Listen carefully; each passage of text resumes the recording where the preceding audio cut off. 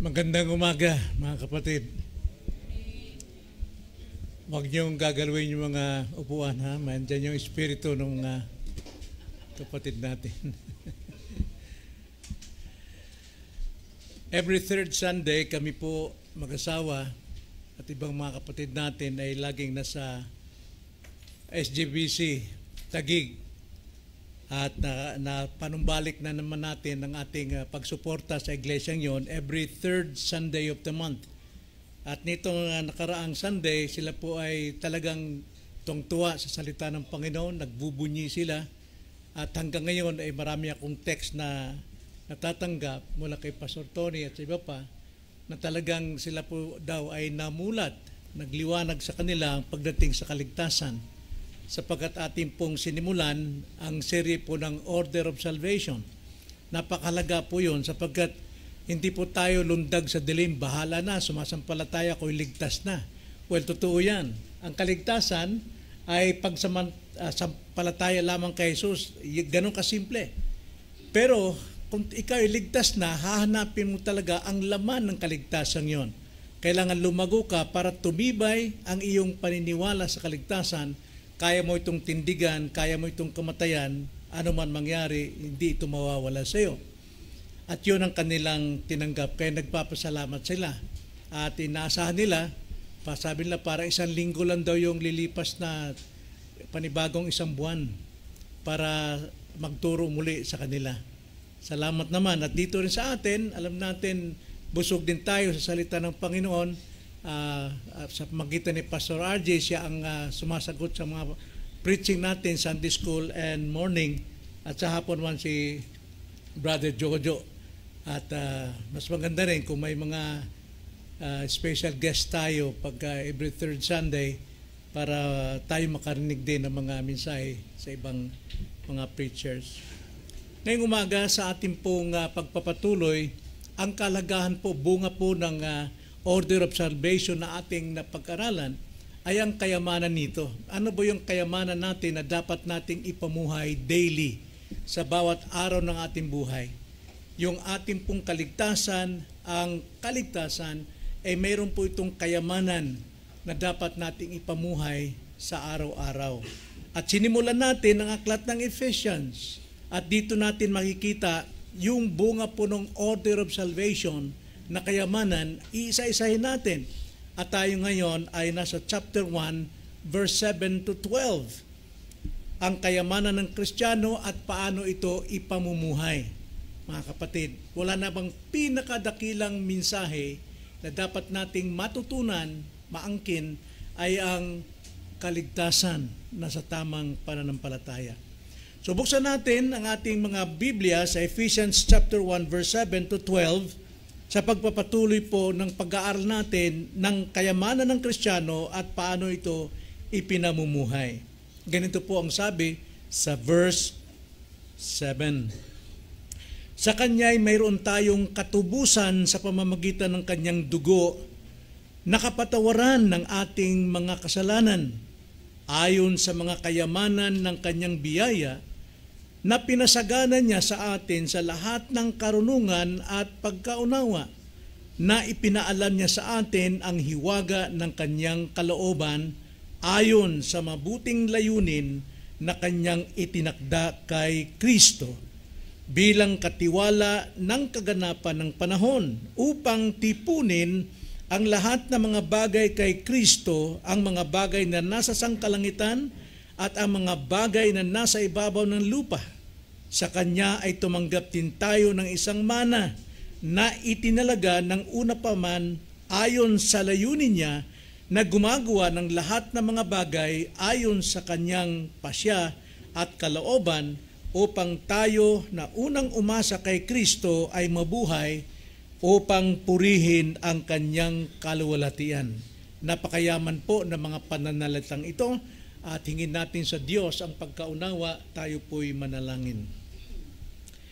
O dakilang Diyos, tanging kayo lamang ang makapagpapaunawa ng inyo pong banal na salita, espiritual na salita.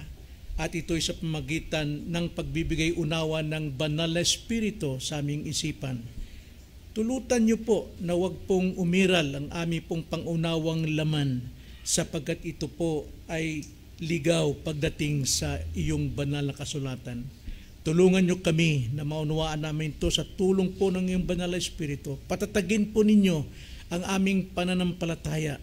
Patatagin ninyo ang aming pagtitiwala at higit sa lahat ang aming pong pamumuhay, ang paglalapat ng kayamanang natanggap namin, may pamuhay namin sa kabanalan na iyong itinalaga.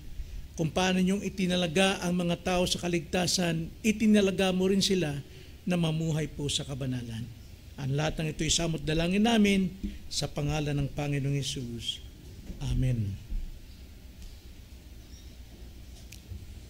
Alam niyo po sa amin, magpamilya, maliban sa aming kalawang anak na si Samson na sa abroad, pagdating po ng Pasko, ay nagkakatagpo kami sa bahay nila DJ at yun ay oras ng o panahon ng pagbibigay ng regalo. At ang nangunguna ron ng aming panganay, si Ramil, siya yung may control ng mga regalo. At binibigay niya una sa mga apo namin, si Ay at si Iya, wala pa si Uyo nun, ang mga regalo at binubuksan. At tungtuwa sila. Tapos, pagkatapos na makita nila yung regalo, tahimik na. Parang naghihintay. Sabihin naman ni Ramir, but wait, there's more. Tuwang-tuwa na naman, nalulundagan yung mga anak namin at talagang inaabangan nila yung regalong karagdagan para sa kanila. Now dito po sa talatang ito, sa ating binasa, sa aklat po ng Efesos, matapos pong purihin ni Apostol Pablo ang Diyos Ama, dahil sa kanyang pagkakapili sa atin at pagkakatalaga.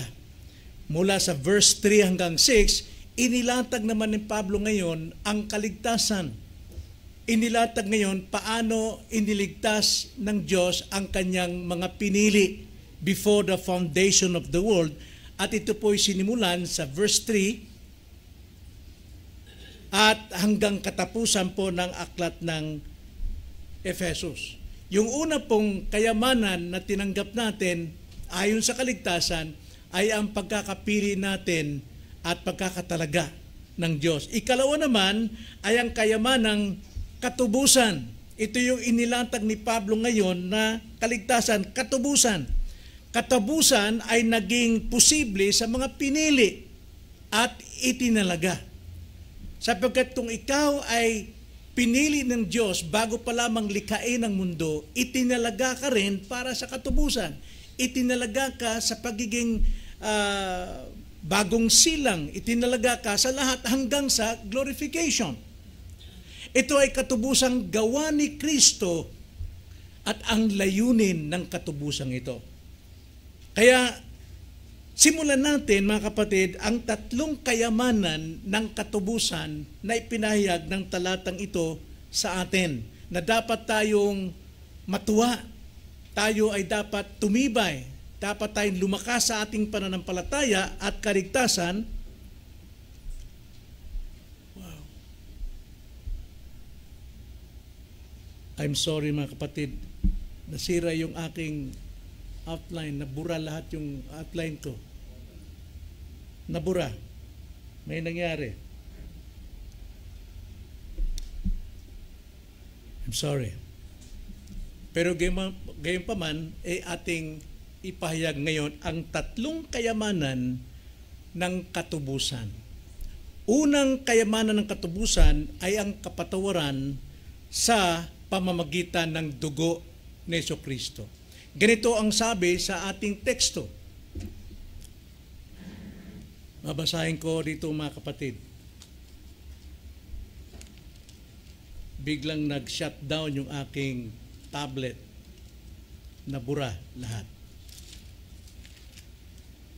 Ganito po ang pagkakasabi sa verse 7 and 8.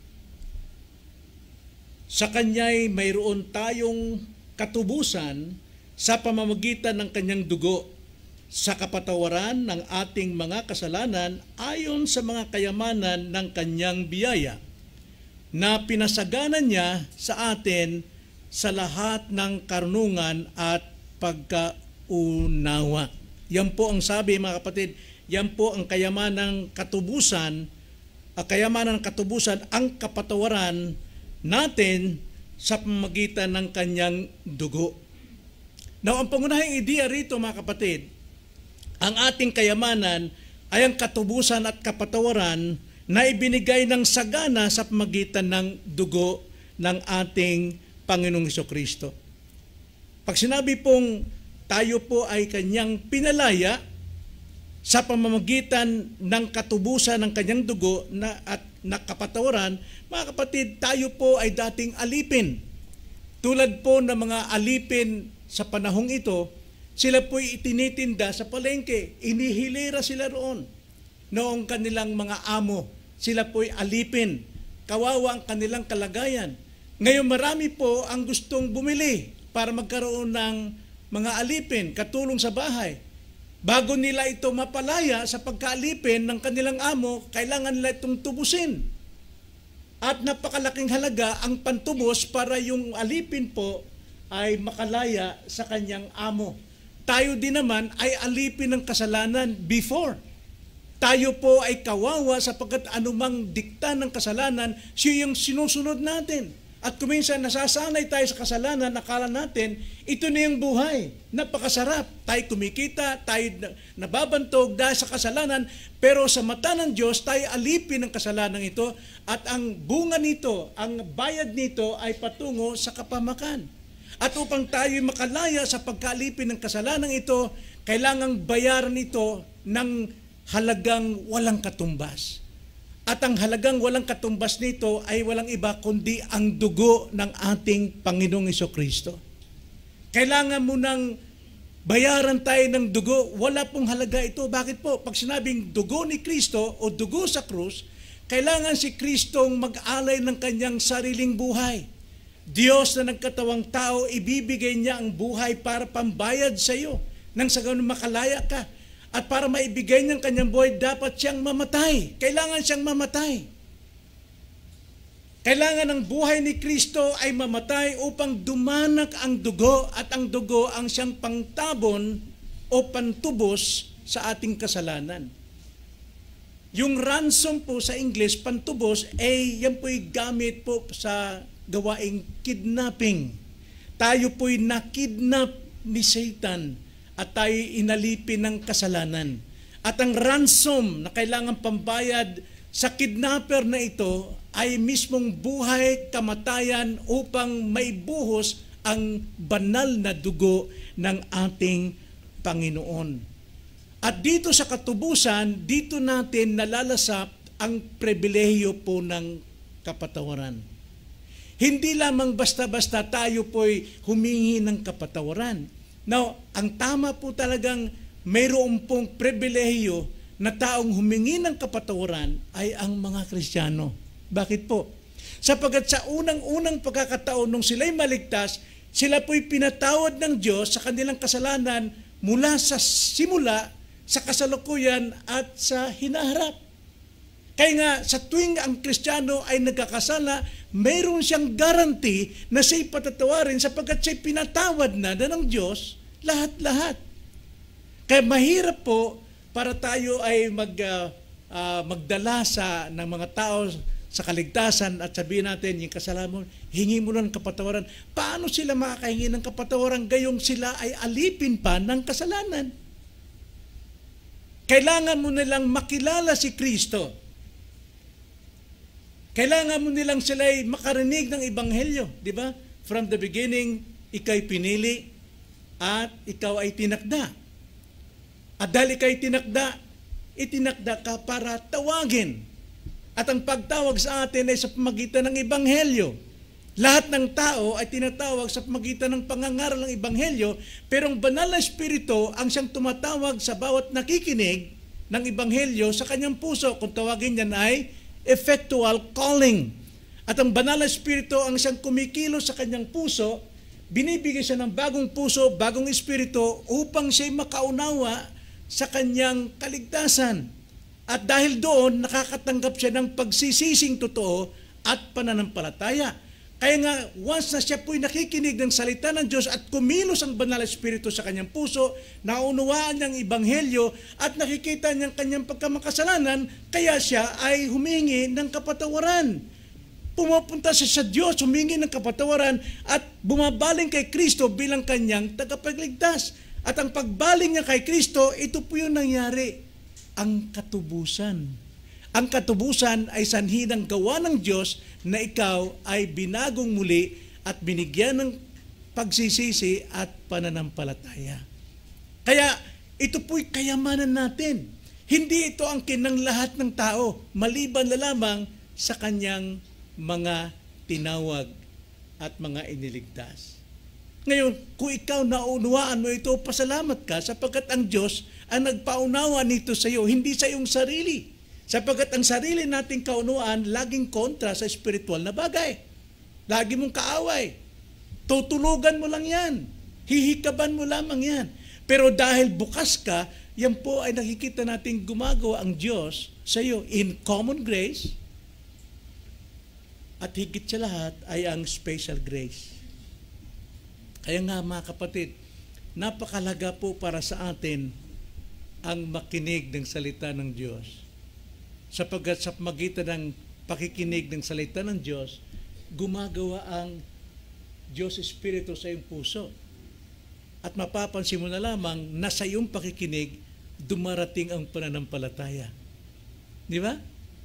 Faith cometh by hearing. Pero hindi lang basta ganun yun. Ikaw ay nakasampalataya sapagkat ikaw ay tinakda na sumampalataya, hindi dahil sa iyong sarili. At upang ikay matakda sa pananampalataya, itinakda ka sa kanyang panahon in chronological order na ikaw ay makapakinig ng pangangaral. At sa iyong pakikinig, maaring minsan, ikalawa, o isang buwan mong pakikinig, o isang taon, sa takdang panahon ng Panginoon, ikaw ay binuksan. Kaya in time na yon, ikaw ay sumasampalataya at ikaw ay nagsisisi ng iyong kasalanan. Yun po yung kayamanang taglay natin mula sa ating Panginoon, mga kapatid. Ngayon, ang ikalawang kayamanan ng katubusan, ay ng kayamanan ng taglay natin, ay makikita natin sa verse 9. Ang sabi po rito, na ipinaalam niya sa atin ang hiwaga ng kanyang kalooban ayon sa mabuting layunin na kanyang itinakda kay Kristo.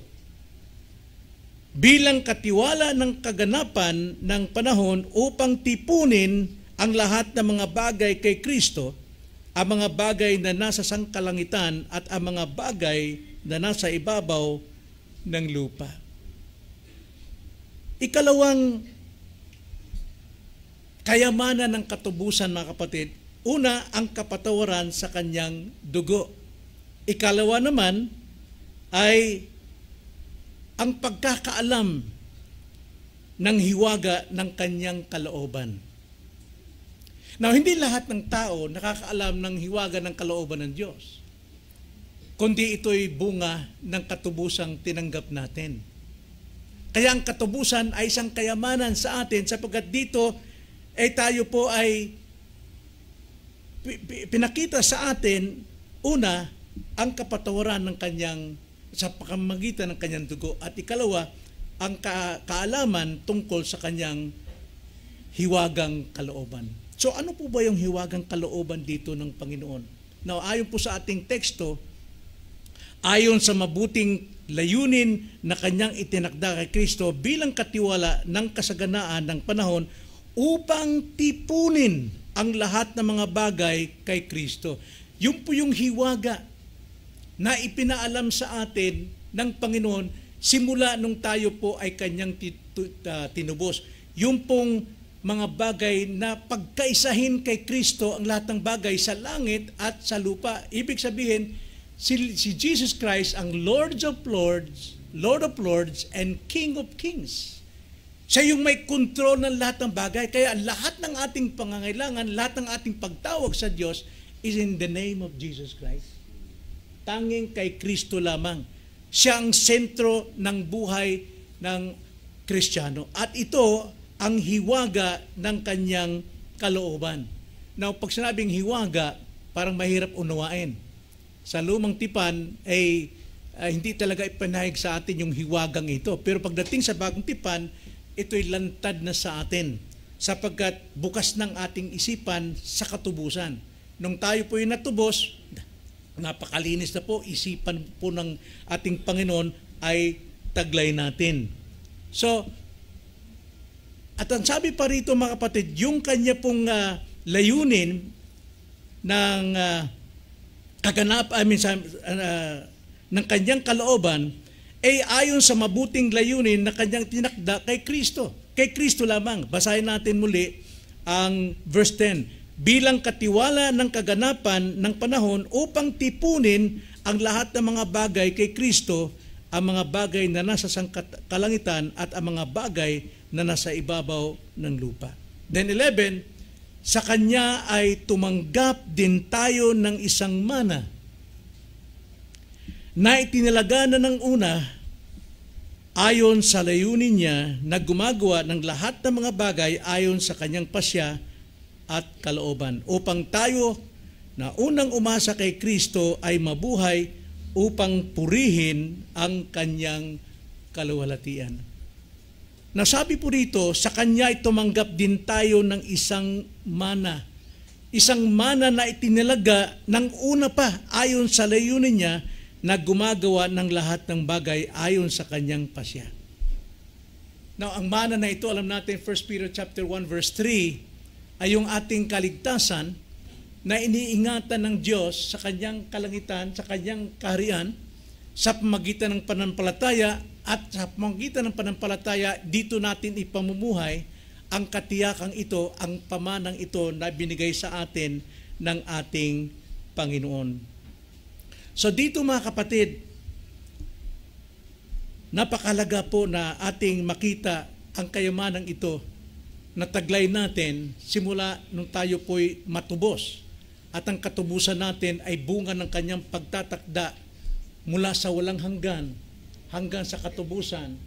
At sa katubusan, tumanggap tayo ng kapatawaran. Isang kapatawaran na umaapaw. Ang Diyos ay hindi po siya nagbibigay sa akin ng saktuhan na biyaya ng kapatawaran, kundi umaapaw. Ika'y pinatawad na, patatawarin ko pa rin. Ika'y niligtas na, ika'y ililigtas pa rin. Umaapaw palagi ang biyaya ng Diyos sa atin. So, sa ikalawang pagkakataon mga kapatid, basahin natin ang verse 9. Ikalawang kayamanan ng katubusang hiwaga ng layuning ipinahayag sa atin. Na ipinaalam niya sa atin ang hiwaga ng Kanyang kalooban ayon sa mabuting layunin sa Kanyang tinakda kay Kristo bilang katiwala ng kaganapan ng panahon upang tipunin ang lahat ng mga bagay kay Kristo, ang mga bagay na nasa sangkalangitan at mga bagay na nasa ibabaw ng lupa. So ang pinakapangunahing ideya rito, ang Diyos ay nagpahayag ng isang malalim na layunin. At ang layunin na ito ay tipunin ang lahat ng bagay na kay Kristo. Iisa lamang. So ipinapalam niya sa atin ang hiwaga ng Kanyang kalooban. Hiwaga sa New Testament ay hindi isang bagay na mahirap intindihin, kundi isang katotohanan na dati nakatago, but today ipinahayag na ng Diyos sa pamamagitan ng Kanyang ebanghelyo. So ang ministeryong ito na walang hanggang plano ng Diyos, ano ito? Magkaisa ang lahat ng bagay kay Kristo sa langit at sa lupa. Ito ang pinakasentrong layunin ng Diyos, ang pagkakaisa, ang unification and headship of Jesus Christ sa buong sansinukob, spiritual man o material man. Sa ating panahon mga kapatid, nagkakagulo ang mga tao dahil sa mga pangyayari sa ating kapaligiran. Hindi lang naiisip ang lahat ng ito ay nasa kontrol ng ating Panginoong Hesus. Si Kristo ang dapat maging puno ng lahat o maging Panginoon ng Panginoon at hari ng mga hari sa ating buhay. upang isagawa niya ang kaganapan ng mga panahon. Wala pong aksidente sa ating panahon. Planong ito ay hindi agad nangyayari sa atin. Ito'y unti-unting ginagawa, isinasagawa ng Diyos ang kanyang layunin in chronological, logical order sa ating panahon. At ang kabuuan nito ay ang pinakapuno, pinakadulo na layunin ng Panginoon ay pagkaisahin ang lahat ng bagay. Tulad po ng orkestra. Sa orkestra, mayroon pong conductor. Mayroong nagsisinyas. At sa orkestra, may kanya-kanyang napakaramit iba't ibang mga piyesa o mga instrumento. Right? May violin, may gitara, may trompeta, at tambol. Lahat yan. Makikita mo yan, nahiwa-hiwalay lahat ang mga bagay na yan. Pero pag pinagsabay na at kinundak na ng konduktor ang tugtog na ito, mga kapatid, lahat ng yung magkakaiba na may instrumento ay magkakaroon ng harmony, isang matamis at magandang musika dahil yan po ay nasa kumpas ng konduktor. Bawat isa ay inalagaan, tinitignan ng bawat konduktor. Kung ito ay nasa tono, lahat yan nasa plano upang pagkaisahin ang lahat ng ito at gumawa ng magandang musika. Ganon din po ang kaalamang pinaalam sa atin ng Diyos. Simula nung tayo po ay nasa katubusan, lahat ng bagay ay para sa pagkakaisa, langit at lupa. At dapat din sa atin, sa iglesia, pagsikapan natin ang pagkakaisa. Huwag nating maging sanhi tayo ng di pagkakaunawaan para tayo magkaiba-iba. At kung mayroon ka mang ibang doktrina natanggap, huwag mo basta ipapasok sa iglesia. Hayaan mo muna na iyong maipamuhay ang itinuturo at pinagkaisahan ng iglesia. At kung mali na ang turo ng iglesia, ay kailangan pag-usapan ng buong iglesia, pagkaisahan pa rin upang tukuyin ang kamalian. Dahil tayo ay bahagi ng layunin ng Diyos. Mga kapatid, tayo bahagi ng layunin ng Diyos, ang ating buhay ay may kahulugan at laging may direksyon. Hindi wardi-wardi ang buhay natin, mga kapatid. Lahat tayo, ano man ang ginagawa natin. Remember, ang sabi po sa 1 Corinthians 10:31, sa lahat ng iyong ginagawa, ano man ang iyong ginagawa, ay dapat mauwi ito sa isa, ang kapurihan ng Diyos. Yun ang ating layunin. Dapat tayong mamuhay ng may pag-asa at pag-unawa, magtatrabaho tungo sa unity, tungo sa pagkakaisa sa loob ng katawan ni Kristo. Walang iba kundi ang iglesia. At ikatlo, mga kapatid, ikatlong kayamanan ng katubusan, ano yung una? Kayamanan ng katubusan,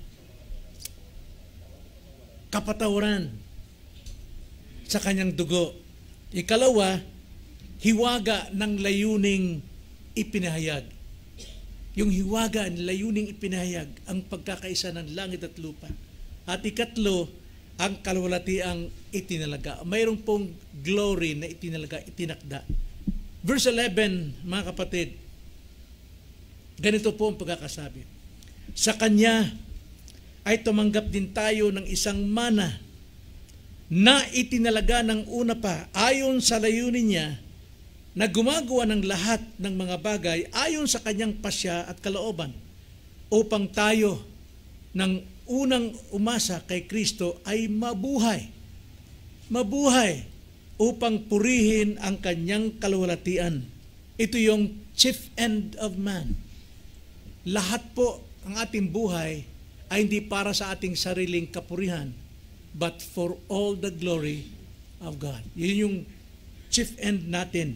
So ang pangunahing ideya rito sa mga talatang ito, mga kapatid, ay tayo ay tinalaga upang maging mana ng Diyos na ang huling layunin ay ang kaluwalhatian niya. Tayo'y itinalaga. Tayo po sa English ay finor-ordained. Itinakda. Noong 1689, ang Diyos at ang kanyang pagtatakda, lahat ng bagay itinakda niya for His purpose, sa kanyang layunin. Lahat tayo po ay itinalaga hindi lamang maligtas, kundi tayo po ay maging mana. Mana ng Diyos. Hindi lamang tayo basta inaangkin ng Diyos, kundi tayo mismo ay maging mana, inheritance ng ating Panginoon. Kayamanan niya, karangalan niya. Tayo ay kanyang espesyal na pag-aari. Ito ay isang hindi kapanipaniwalang karangalan at kayamanan, mga kapatid. Now, kayamanan ito pagkakatalaga sa atin, ayon sa ating teksto, ayon sa layunin niya na gumagawa ng lahat ng bagay ayon sa pasya ng kanyang kalooban.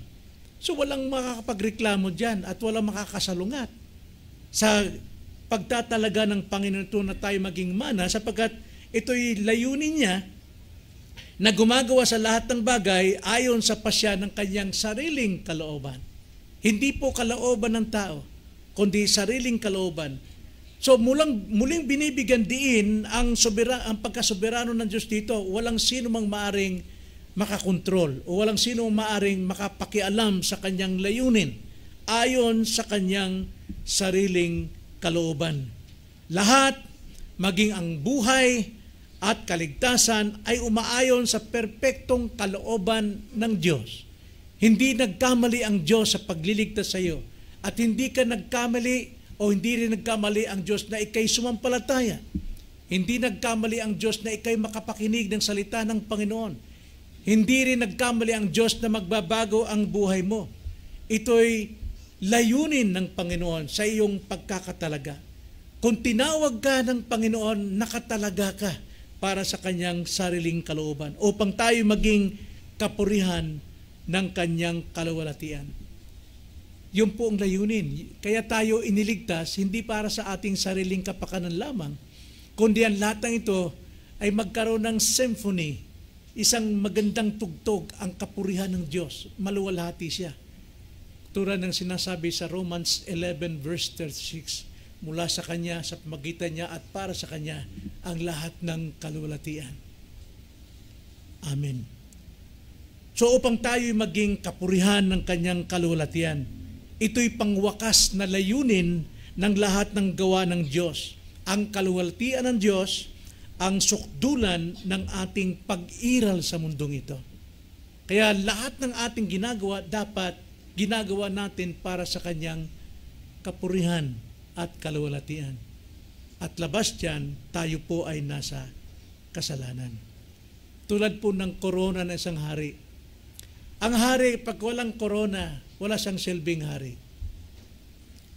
Pagsuot niya ang kanyang korona na napalimutian ng iba't ibang hiyas, nagkagandang hiyas, andun yung kanyang honor, andun ang kanyang glory, andun ang kanyang kapangyarihan, andun ang kanyang pagkasoberano sa kanyang kaharian. Na bawat hiyas ng korona ni Kristo ay ang kanyang mga pinili. Ikaw yun. Ikaw ay pamana sa karangalan ng ating Panginoon. Kayamanan ng Diyos ayon sa kanyang biyaya na tayo po ay mapabilang na hiyas sa kanyang karuna. Ito ang ating buhay, at ang buhay dapat natin ngayon ay maging patotoo ng kanyang kaluwalhatian. Nawa maiwas sa atin ang tayo po'y gumagawa ng kasalanan, na tayo nagmamayabang, na tayo po ay gumagawa ng mga hakbang na hindi ayon sa kanyang kalooban. Lahat dapat ng ating ginagawa, lahat pati trabaho natin ay dapat nagbibigay luwalhati sa Diyos. Ngayon, kung ang trabaho mo ay hindi nakapagbibigay luwalhati sa Diyos, manalangin ka, humingi ka sa Diyos. Sapagkat ang sabi nga ni Jesus Christ sa John 14:14, humingi kayo sa aking pangalan at ibibigay ko alang-alang sa inyo. Ngunit ang sabi niya sa John 14:24 o 16:24, hanggang ngayon hindi pa kayo humihingi sa pangalan ko. Nananatili kayo dyan sa trabaho ninyo na hindi nabibigyan luwalhati ang Diyos. Wala kayo pagka-araw ng dapat nandun kayong sumasamba sa Kanya. Wala kayo sa araw na kung saan dapat nagkakatipon tayo sa pagsamba sa panalangin. Hingin natin. Whatever you do, do all for the glory of God. That is our chief end. Kaya tayo iniligtas ng Panginoon sapagkat tayo po ay dapat hiyas na makapagbibigay sa kanya ng kaluwalhatian. So, buhay ay di para sa ating sarili. Ang buhay natin ay para sa kapurihan at kaluwalhatian ng Diyos. Kaya tanungin natin ang ating sarili. Tanungin natin ang ating sarili. Pamumuhay mo ba ay nakapagbibigay luwalhati sa Diyos? Pangangatwiran mo ba ay nakapagbibigay luwalhati sa Diyos? Relasyon mo ba ay nakapagbibigay luwalhati sa Diyos? Ito ba'y nagpapakita ng kayamanan ng biyaya ng Diyos na nasa iyo? Nakikita bang kaibahan mo ng mga taong nasa paligid mo? Kung anong ginagawa ng sanlibutan, nakikisaw-saw tayo sa sanlibutan. Hindi ka mapalad. Sapagkat ang mapalad na tao ay may kita natin sa Psalms 1:1. Ang mapalad na tao ay hindi lumalakad sa paniniwala ng sanlibutan o payo ng mga makasalanan, ng masama. Hindi tumatayo o nakikiisa sa daan o pamumuhay ng mga makasalanan. Ni hindi rin umuupo sa upuan ng mga manlilibak. Alam natin, mga taong ito ay nililibak ang Diyos, ginagawang biro, ginagawang katatawanan, at nakikitawa ka rin. Dapat tanungin natin, nakapagbibigay pa ako ng kayamanan ng biyaya ng Diyos sa mata ng mga tao. So sa atong pagtatapos, mga kapatid, ito pong Ephesians chapter 1 verse 7 to 12. Bagamat hindi ko naihayag yung kabuuan ng pinaghandaan ko dahil nabura ang aking outline, ay nagpapakita itong verses 7 to 12. Nagpapakita ng iyong kayamanan kay Kristo ay hindi lamang isang pananaw o konsepto. Ito ay isang katotohanan na binayaran ng mahal na presyo ng dugo ni Kristo. At kung ikaw naunawaan mo kung gaano kadakila ang pinantubos sa iyo na dugo ni Kristo, dapat kang mahiyang mamuhay na labag sa kalooban ni Kristo.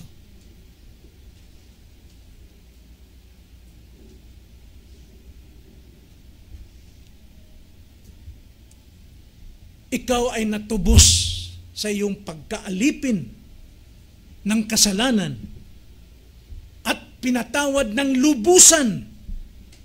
At higit pa rito, ipinahayag sa iyo ang isang pangkalahatang layunin, ang pagkakaisa ng lahat ng bagay kay Kristo. Lahat ng bagay dapat mauwi kay Kristo. Hindi po mumurahing dugo ang pinantubos sa atin. Huwag nating maliitin yun. Dapat pa nga lahat ng kaluwalhatian, lahat ng pagsamba, lahat ng pamumuhay kabanalan at pagsunod sa kanyang kalooban ay dapat nakahandog kay Kristo na iyong manunubos. Huwag mong sayangin ang kayamanang ito. Ang kayamanang ika'y pinili bago pa likhain ang mundo, ang kayamanang tinubos ka ng mahal na dugo ni Kristo. Huwag mong sayangin ito sa pamumuhay na punong-puno ng pagdududa, pag-alinlangan, at pagrebelde. Ipamuhay natin ito sa kabanalan. Dapat ang mga anak nasa kabanalan, sa pagrespeto sa mga magulang, sa pagsunod sa mga magulang, hindi pagkontra at paglaban. Dapat ang mga Kristiyano hindi nakikisawsaw sa mga gawang sanlibutan, pangangatwiran na hindi ayon sa salita ng Panginoon. Dapat nasa kabanalan. Huwag mong sayangin ang kayamanang ito sa pamumuhay na punong-puno na pangkasarili. Ikaw ay pag-aari ng Diyos, ikaw ay tinubos ng Diyos, ikaw ay kinamatayan ni Kristo, ikaw ay kanyang mana, ikaw ay kanyang hiyas sa kanyang korona, at ang iyong buhay ay mayroong kasukdulang kahulugan. Ang kahulugan ng buhay natin ay tungo sa kanyang kaluwalhatian at hindi sa ating sariling kapakinabangan. Matuto tayong magpakumbaba at magsisi sa ating mga kasalanan. At mamuhay tayo, gumawa tayo, magtrabaho tayo na ayon sa kanyang kalooban. Ngayon, tumayo ka at mamuhay ng may kalayaan sa anumang kasalanan na bumibihag sa atin sa araw-araw. Ipamuhay ang iyong pagkabanal at gamitin ang bawat sandali upang purihin ang kaluwalhatian ng Diyos. Ikaw ay mahalaga. Hindi dahil sa iyong kahusayan, kagalingan, kundi ikaw ay binili ng dugo ni Kristo. At ang iyong pag-iral, ang iyong pag-exist sa buhay na ito ay bahagi ng kanyang dakilang layunin para sa iyo. Tayo manalangin.